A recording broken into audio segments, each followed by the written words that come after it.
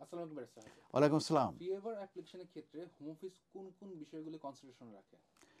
Fee waiver application বলতে এটাই বোঝায় যে অ্যাপ্লিকেশন করবে যখন তখন তাকে ফি দেয়া লাগবে না।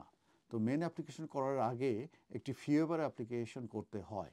আর এই ফি ওয়েভার অ্যাপ্লিকেশনের যে মেন যে টেস্ট যেটা তাদের গাইডেন্সে বলেছে সেটা হচ্ছে অ্যাফোর্ডেবিলিটি। আর অ্যাফোর্ডেবিলিটি বলতে এটাই বোঝায় যে অ্যাপ্লিক্যান্ট এবং তাদের যে স্পন্সর আছে তাদের সাফিসিয়েন্ট ফান্ড তাদের নাই অ্যাট দেয়ার ডিসপোজাল।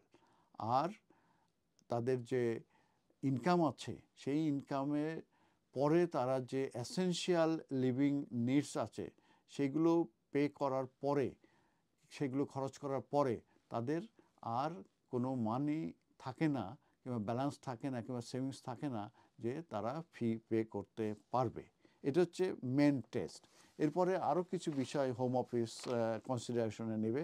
তার ভিতরে একটি হচ্ছে যে যদি কোনো বাচ্চা থাকে এবং সেক্ষেত্রে সেকশন 55 যেটা duty to consider the best interest of a child, সেটা অবশ্যই ডিসিশন মেকারকে এটা কনসিডারেশনে নিতে হবে।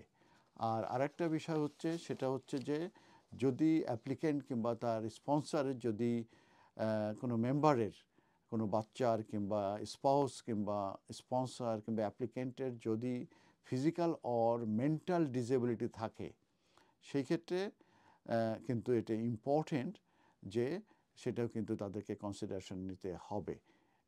এবং আরেকটা বিষয় যে এই সংক্রান্ত ব্যাপারে মেডিকেল কিংবা ডক্টরের সার্টিফিকেট জমা দিতে হবে। ধন্যবাদ।